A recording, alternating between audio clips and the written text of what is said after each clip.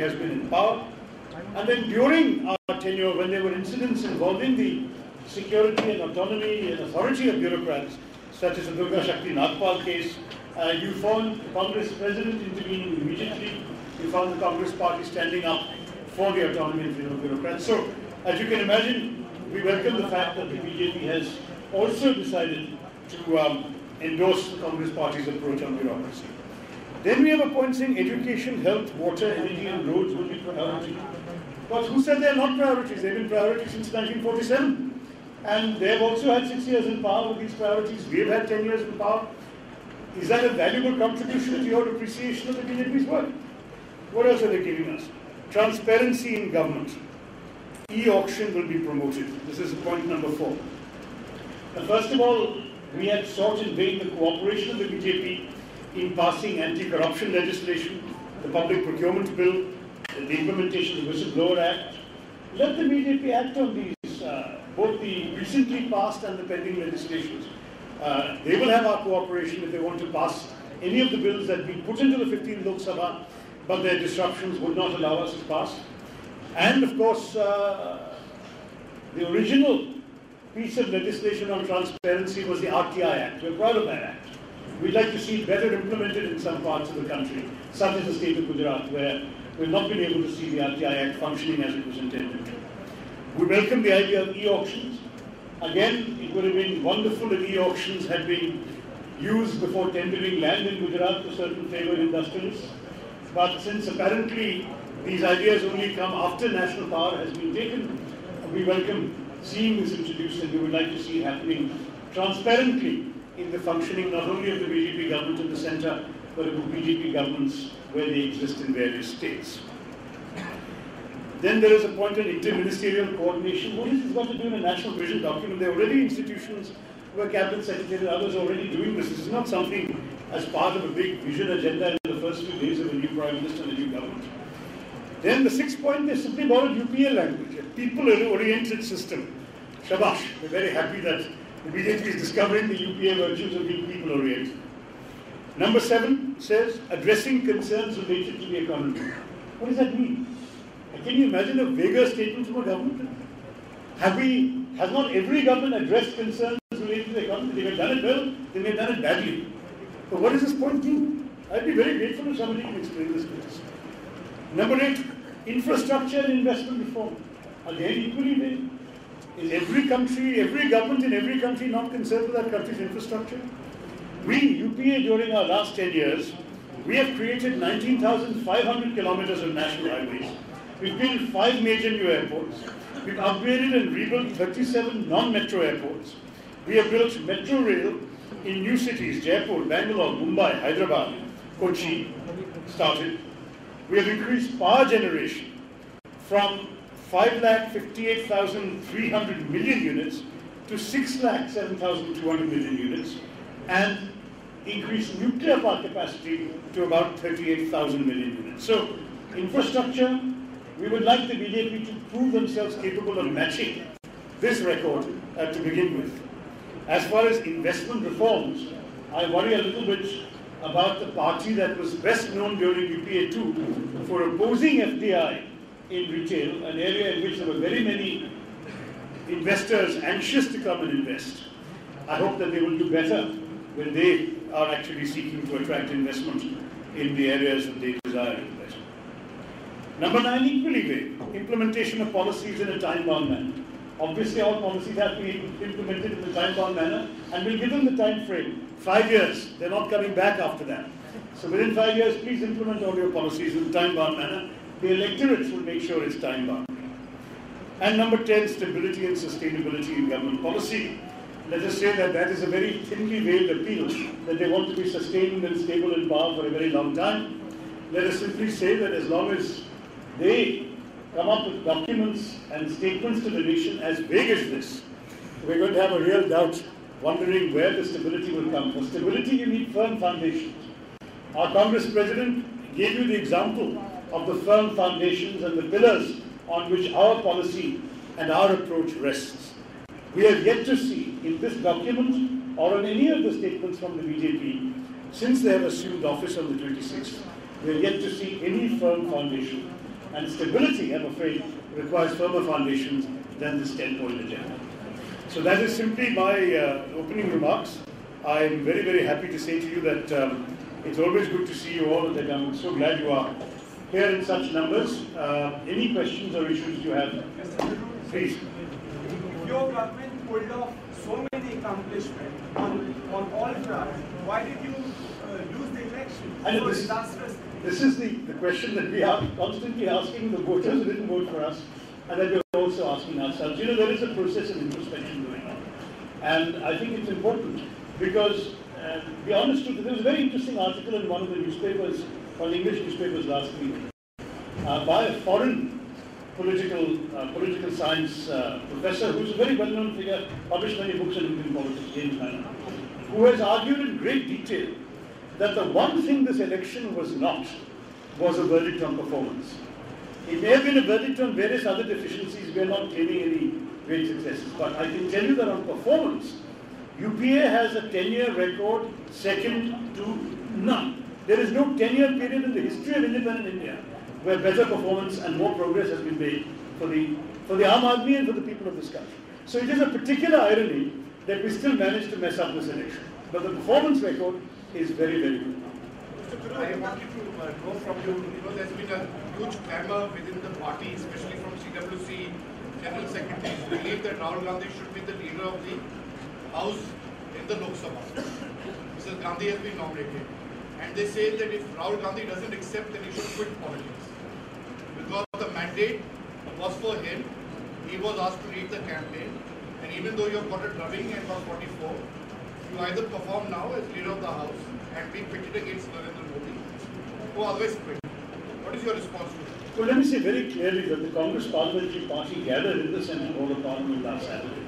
I was there. We unanimously resolved to elect the President of the party as also the leader of the Congress Parliamentary Party, and that is Mrs. Sonia Gandhi. We also left it to her to decide who should lead the party in each house. There will be two people named, one in the Lok Sabha, one in the Rajya Sabha. I might add that the CWC had earlier taken the position that neither the resignations of Mrs. Gandhi nor the resignation of the party Vice President Rahul Gandhi would be accepted, precisely because, as you yourself said, that they have the responsibility to lead us out of this trough that we find ourselves in after the last election. And they have accepted that responsibility thrust back upon them by the CWC. Now that we've given them the responsibility, it is our duty to wait for them to decide. So that the leader of the Congress Parliamentary Party decides who to appoint. I can't sit here and advise her. But Advait, do you think he should quit? I mean, I think she will make the decision, and I have no doubt that the lines of communication between the party president and the party vice president are excellent. You just said that UPA's performance was second to none. Some of your colleagues are saying that if the product is bad, you can't sell it. How do you react to that? I'm sorry. Some of your colleagues are No, I think that you know, when I think there's this comment that's also been made by one of my colleagues. I think it was Vijay Singh, who said that success has many fathers and failure is an orphan. Somehow finding reasons for failure produces many fathers and mothers as well. So in the search for reasons for what we all admit was an unexpectedly poor performance in the election, and a setback that we are still analyzing and coming to terms with, in finding reasons, various things have been said, including this comment that you mentioned that the product was not good and could not be packaged. I would respectfully submit that this is not true. May I add that I myself have published a couple of very detailed, fact-filled articles, one in the Indian Express, one on the BBC website last year. I'm sorry? You have given some several suggestions. Yeah, it's me. I've given arguments in the last year, well before the election, pointing out how good the performance of the UPA government 1 and 2 has been. So this is not a new discovery. I'm merely mentioning an outside observer because an outside scholar has written this as recently as last week. But I have always consistently argued, and I have the paper trail to prove it. Even before I became a spokesman of the AICC, I have argued that the performance of UPA 1 and 2 is astonishingly good, and it's a mystery why we're being attacked by some of the very people who should know better. Be that as it may, it's water under the bridge. Clearly, despite our performance, we lost.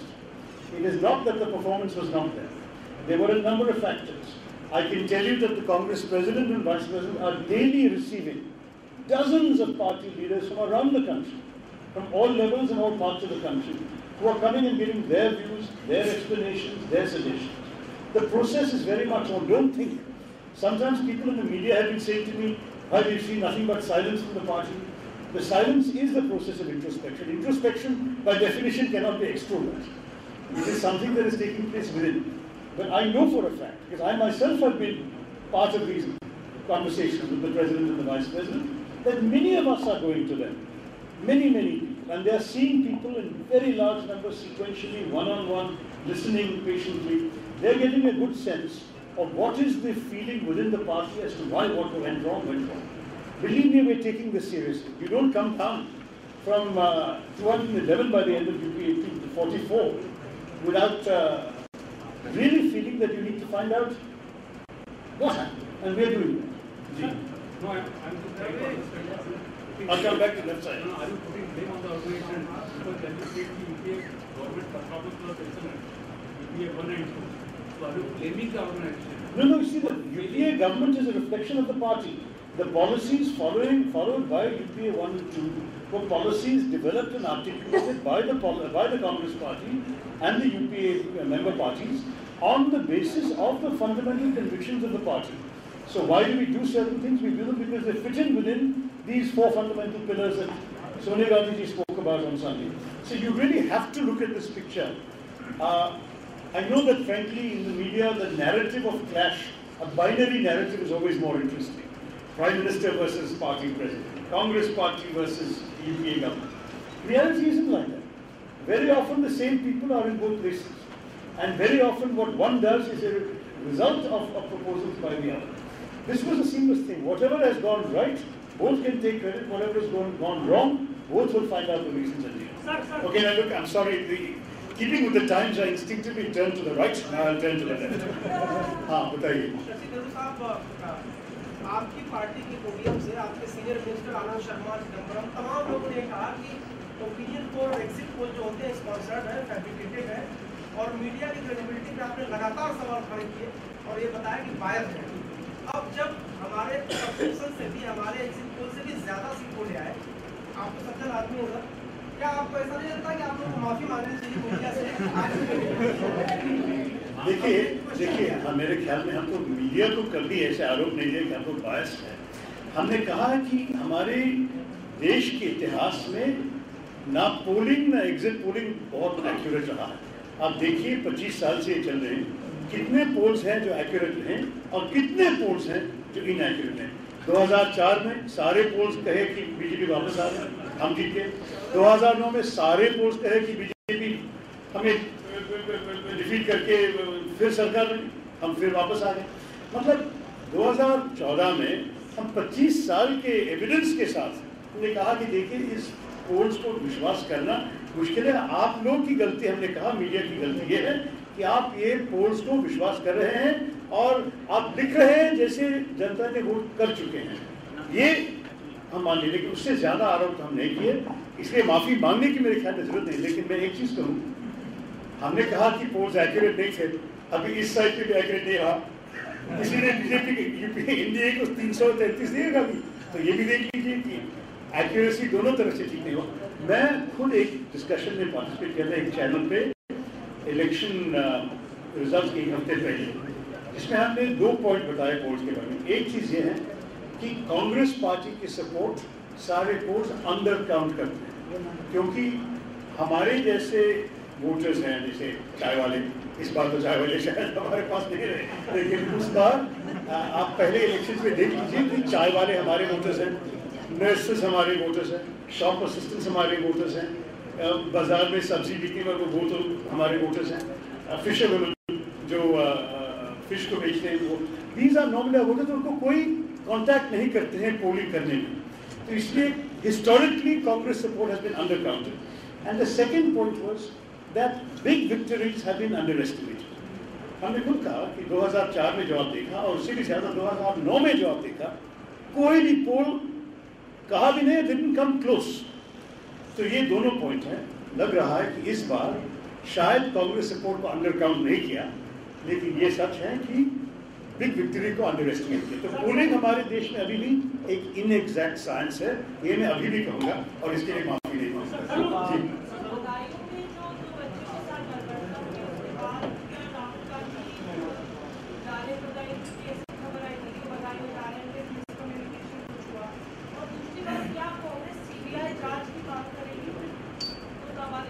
Sir माफ करिए, दूसरा मायावती ने बोला है कि CBI जांच होनी चाहिए इस मामले में। क्या कांग्रेस की सीबीआई जांच की मांग कर रही है और दूसरी राष्ट्रपति शासन लागू करने की मांग की मायावती यूपी में, क्योंकि देखिए उसमें तो हम नेचुरली हम शामिल नहीं है। पहले पॉइंट ये है कि राहुल गांधी जी का वहाँ जाने का इरादा मुझे पता नहीं है। मैं कम्युनिकेशन सेक्रेटरी पूछ लिया, कोई खबर नहीं। अगर हमें कुछ कंफर्मेशन दे तो आप लोग को जल्दी बता दें।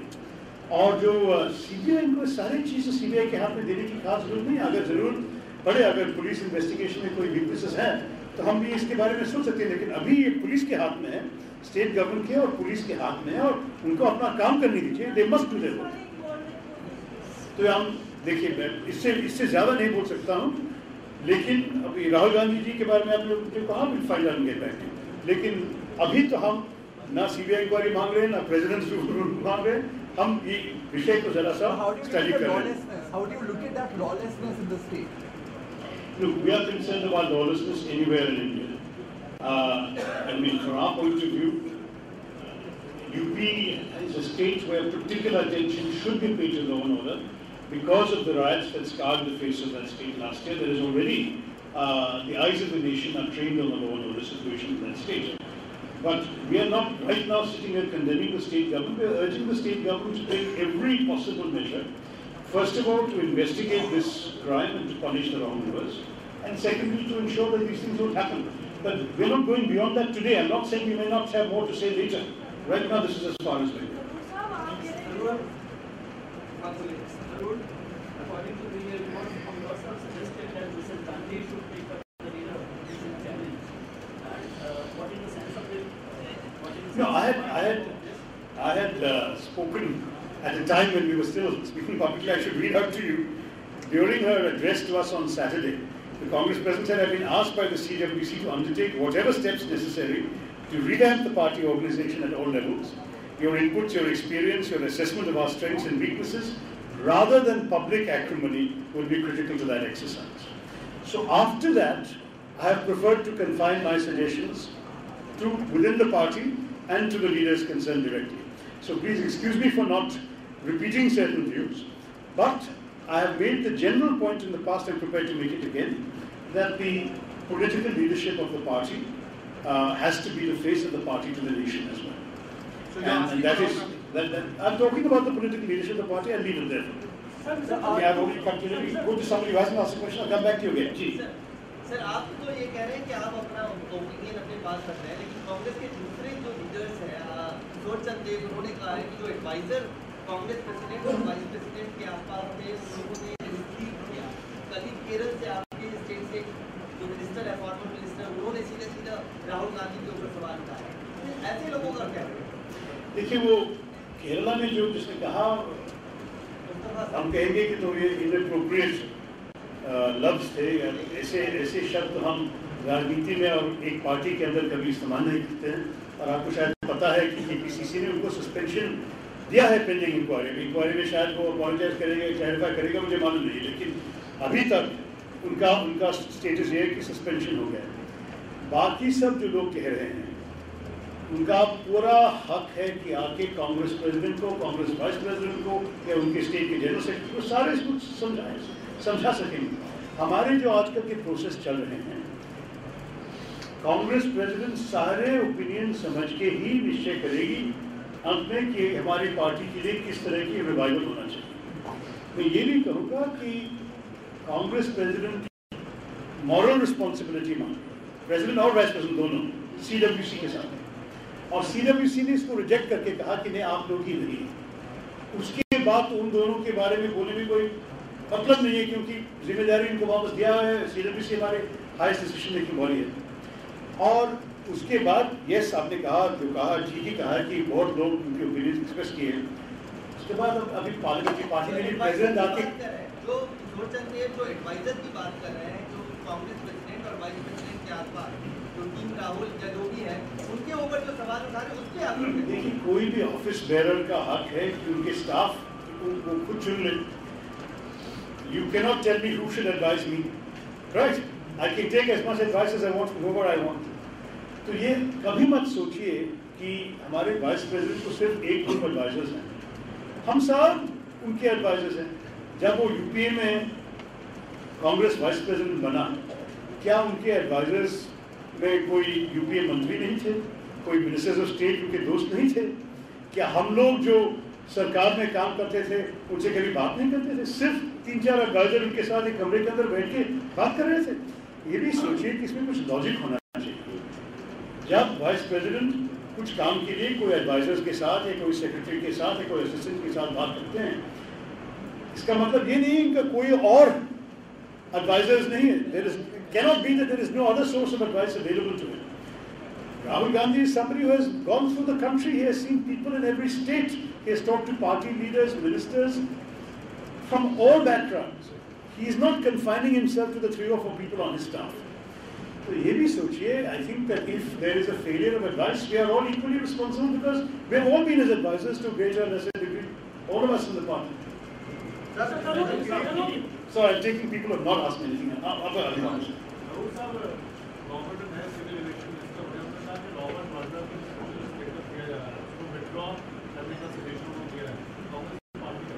देखिए, एक चीज समझ लीजिए, ये कांग्रेस पार्टी ने नहीं निश्चय किया कि रॉबर्ट वाड्रा या कोई इंडिविजुअल को ये सिक्योरिटी क्लियरेंस देना या नहीं देना है, या चेक होना या नहीं होना है. ये एसपीजी के रिपोर्ट, एसपीजी के प्रोटेक्टीज जो है उनके लिए एक नियम होते हैं, और उसमें तो ना कांग्रेस पार्टी का कुछ लेना देना है ना कोई और पार्टी का. ये एसपीजी का है. और देखिए, अगर एसपीजी सरकार के साथ बातचीत करके उनके लिस्ट को अमल करे कोई सिक्योरिटी बेसिस के ऊपर, मतलब ये नहीं होगा कि बिना सिक्योरिटी चेंज से कि हम कुछ तय करें. कांग्रेस पार्टी को उसमें कहने की कुछ, मतलब हम शुरुआत में कुछ नहीं कहा और अभी भी कुछ कहने की जरूरत नहीं है. ये तो एक टेक्निकल प्रोफेशनल डिसीजन था पहले और रहना चाहिए फ्यूचर में. इसमें कोई पॉलिटिसाइजेशन नहीं होना चाहिए. हमारी पोजीशन ये है कि देश की सुरक्षा और देश के कोई व्यक्तियों की सुरक्षा पॉलिटिसाइज नहीं करना चाहिए. सिक्योरिटी एक्सपर्ट्स के हाथ में ये छोड़ने के लिए जाए.